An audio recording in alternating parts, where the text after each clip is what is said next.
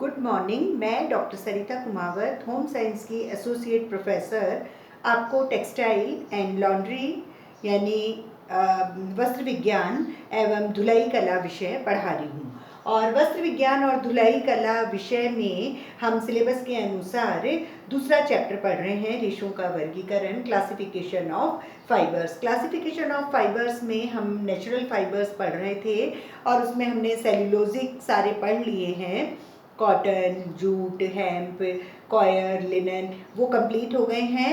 अब हमने protein fibre शुरू किए हैं और प्रोटीन फाइबर में सिल्क और वूल होते हैं। सिल्क हमने शुरू किया था और सिल्क में हमने इससे प्रीवियस जो क्लास थी उसमें पढ़ाया था कि सिल्क क्या है, उसका इतिहास क्या है, या फिर रेशम का इतिहास क्या है और रेशम के कीड़े का जीवन चक्र क्या है, रेशम कितने प्रकार का है, टाइप्स ऑफ सिल्क। और आज का जो टॉपिक है वो है रेशम का उत्पादन यानी मैन्युफैक्चरिंग ऑफ सिल्क। कल जब पिछले लेक्चर में मैंने बताया था कि किस तरह से सिल्क बनाया जाता है, किससे बनाया जाता है, मतलब कीड़े से, और कीड़े का पूरा जो जीवन चक्र, जो सेरिकल्चर प्रक्रिया है वो बताई थी।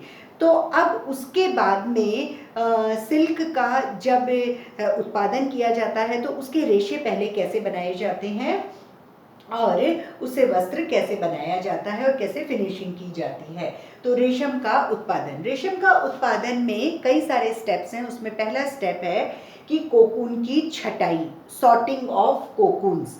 मतलब हमने प्रीवियस वाले लेक्चर में हमने बता दिया था कि अंडा होता है, लार्वा होता है, प्यूपा होता है और उसमें कीड़ा बन जाता है। मतलब अगर कीड़ा बन गया तो सारे रेशे टूट जाते हैं, और अगर हमने प्यूपा में ही उसको अलग करके और गर्म पानी में डाल दिया तो वो अंदर से कीड़ा मर जाता है और धागा हमको लंबा मिल जाता है। तो वो जो प्यूपा है वो कोकून है।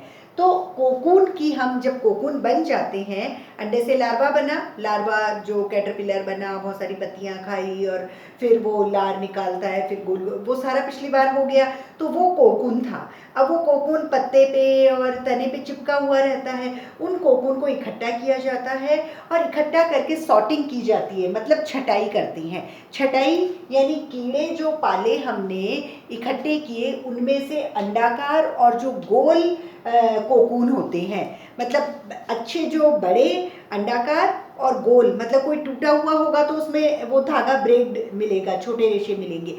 इसलिए जो लंबे अंडाकार या गोल जो पूरा साबुत होता है, वैसे जो कीड़े हमने पाले हुए हैं उनमें से हम वो कोकून जो हैं वो अलग कर लेंगे, जिससे कि हमको लंबे लंबे रेशे मिले और लंबे रेशे से वस्त्र भी अच्छे बनते हैं, इसलिए हम उन कोकून को छांट लेंगे।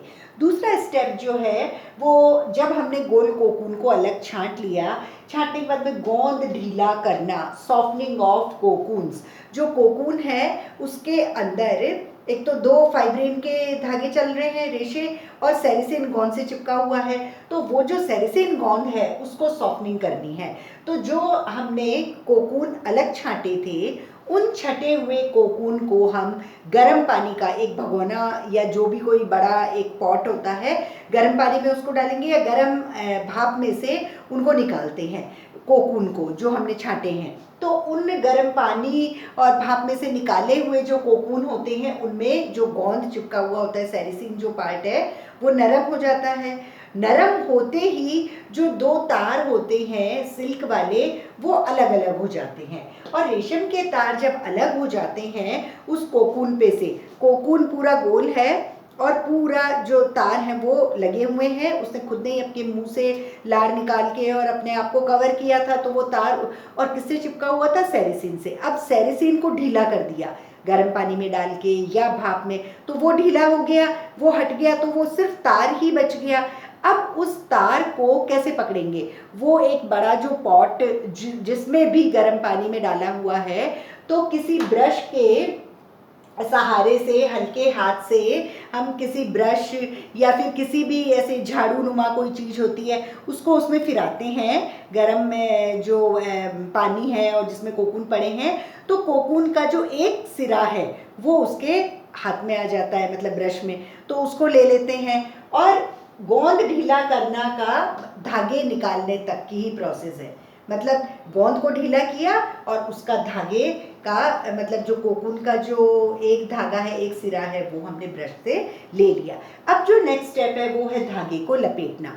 अब वो ब्रश तक तो आ गया एक एक छोर, तो हम 4, 5 मतलब 3 से 8 तक के कोकून के एक एक धागे लेंगे और उनको पकड़ के और एक पहिया जैसी कोई बॉबिन जैसी चीज लेंगे, उन पर हम उनको लपेटने का कार्य चालू करते हैं।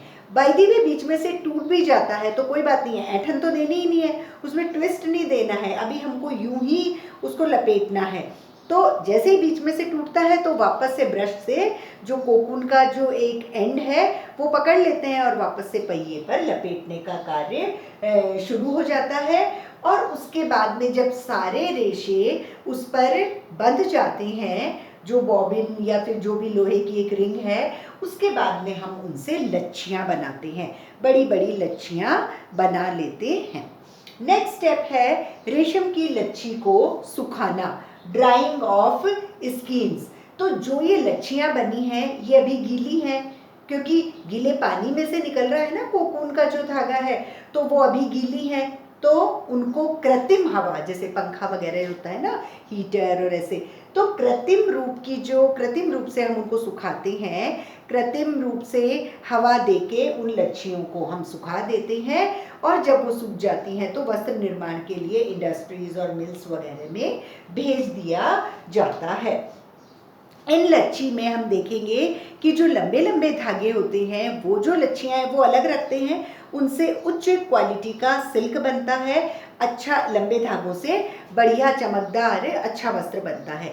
लेकिन जो छोटे छोटे रेशे होते हैं सिल्क के, उनको भी अलग कर लेते हैं, उनसे भी लच्छी और उनको मतलब इकट्ठा करके और मतलब स्पिन करके और ऐंठन देके उन धागों को भी अलग कर लेते हैं, उनको भी मिल्स में भेजते हैं। उनसे जो सिल्क बनता है वो निम्न कोटि का, मतलब थोड़ी सी कम ग्रेड का सिल्क बनता है। फिर नेक्स्ट जो इसका रेशम के उत्पादन का स्टेप है वो है विरंजित करना, ब्लीचिंग। किसको ब्लीच करेंगे? रेशों को। रेशों के ऊपर जो गोंद लगा हुआ है सेरिसिन, एक तो उसको हटाएंगे और उसको हटाने के बाद में वो थोड़ा थोड़ा ब्राउन हो जाता है, तो हाइड्रोजन परऑक्साइड और सल्फर डाइऑक्साइड से इसको ब्लीच करते हैं, जिससे वो वाइट कलर का हो जाता है। लेकिन हम देखते हैं कि कल्टिवेटेड है, उत्पादित सेरिसिन गोंद, वो तो हट जाता है। कल्टिवेटेड सिल्क में, उत्पादित रेशम में जो गोंद चिपका हुआ होता है सेरिसिन, वो इजीली हट जाता है और ब्लीच भी हो जाता है। लेकिन जो जंगली सिल्क होती है, यानी वाइल्ड सिल्क, जो जंगली रेशम, उसमें से गोंद पूरी तरह से नहीं हट पाता, वो थोड़ा क्रीमिश कलर का रह जाता है। फिर नेक्स्ट स्टेप है रंगना, यानी डाई करना, डाइंग। तो डाइंग में जैसे प्रोटीन के फाइबर्स के लिए हम हमेशा कहते हैं कि प्रोटीन के फाइबर बड़े अच्छे से रंगे जाते हैं, तो ऊन बहुत अच्छा रंग से रंगी जाती है, तो ऊन के समान ही सिल्क को भी हम आसानी से रंग लेते हैं और सिल्क पर हम आकर्षक चटकीले चमकीले कलर अच्छी तरीके से चढ़ा देते हैं। और अगर मान लो कोई सूर्य का प्रभाव या धोने का प्रभाव, वो भी इन पर नहीं पड़ता, कोई इफेक्ट नहीं होता धोने से या तेज प्रकाश से, इनके रंग एज इट इज रहते हैं। नेक्स्ट है छपाई करना, प्रिंटिंग। जब सिल्क के धागे बन गए, सिल्क का वस्त्र बन गया, तो उस पर जब छपाई करते हैं तो कई बार तो उसको प्लेन ही पहन लेते हैं जो वस्त्र बना, कई बार उसको रंग करके पहन लेते हैं, वो भी प्लेन होता है, कई बार वाइट पे या फिर जो कलर किया है उस पर प्रिंटिंग की जाती है, यानी छपाई की जाती है, ब्लॉक छपाई, स्क्रीन छपाई, स्टेंसिल छपाई, इस तरह से roller printing, screen printing, block printing, ये हम सिल्क के वस्त्रों पर, भले ही वो वाइट कलर का हो, भले ही वो कलर में डुबो के कलर्ड उसका बेस बनाया हुआ हो, तो उस पर भी हम प्रिंटिंग कर सकते हैं। फिर उससे नेक्स्ट है फिनिशिंग, यानी परिसज्जा। चूँकि सिल्क बहुत ही कोमल, चिकना, चमकदार, बहुत ही सॉफ्ट कपड़ा होता है, उसको बहुत ज़्यादा परिसज्जा की ज़रूरत नहीं होती है, वो अपने आप में ही एक प्राकृतिक सुंदर वस्त्र कहलाता है। तो इस तरह से जो आज हमने अभी पढ़ा वो है रेशम का उत्पादन यानी मैन्युफैक्चरिंग ऑफ सिल्क। सिल्क का फाइबर कैसे बनता है और सिल्क का वस्त्र कैसे तैयार होता है, और मतलब जब ड्रेस बनती है तो उसके पहले वो किन किन स्टेजेस से गुजरता है। तो सबसे पहला जो इसका स्टेप है वो कोकून की छटाई है। कोकून कैसे बनता है वो पिछले उसमें हमने बता दिया था, अंडा, लार्वा, प्यूपा और कीड़ा, और उसमें प्यूपा जो स्टेज होती है वो कोकून होती है। तो कोकून जो है जब बन जाते हैं, बहुत सारे इकट्ठे हो जाते हैं, तो उनको देख लेते हैं कि गोल और अंडा का जो अच्छे वाले होते हैं जिनमें पूरा धागा मिलेगा उनको हम अलग कर लेते हैं। उनके बाद में उसको गर्म पानी में डाल देते हैं या गर्म भाप में, गर्म पानी और भाप में डालने के बाद में उनका गोंद हट जाता है। फिर उनके एंड्स, मतलब जो एक एक कोकून का एंड होता है ना, एक सिरा, वो किसी ब्रश को हल्के हाथ से फिराने पे उसके हाथ में आ जाता है। उसके बाद में हम उन 3 या 5 या 8 कोकून के धागों को इकट्ठा लेके पहिए पर लपेटने लगते हैं, और लपेट कर उनको ऐंठन नहीं देते हैं, बस लपेटते जाते हैं। टूट जाता है तो वापस से उसमें ब्रश से उसका एंड पकड़ लेते हैं कोकून का, और उसके बाद में लच्छियाँ बना लेते हैं सिल्क के धागे की। फिर जब लच्छियाँ बन जाती है तो लच्छियों को सुखा लेते हैं हवा में। कृत्रिम रूप से सुखानी होती क्योंकि गीली है, खराब हो जाएगी अगर बहुत दिन तक ऐसे ही पड़ी रही, तो उसको आर्टिफिशियली हवा से हम उसको सुखा देते हैं। सुखाने के बाद में कपड़े बनाने के लिए, वस्त्र बनाने, फैब्रिक बनाने के लिए भेज दिया जाता है मिल्स में। उसके बाद में हम देखते हैं कि मिल्स में जो लंबी वाली लच्छियाँ हैं, जो लंबे वाले धागे, उनसे अच्छा वाला सिल्क बनता है, बहुत ही गुड क्वालिटी का। लेकिन जो छोटे छोटे रेशे हैं सिल्क के, उससे निम्न कोटि का सिल्क बनता है। उसके बाद में विरंजित करते हैं जो वस्त्र आता है सिल्क का।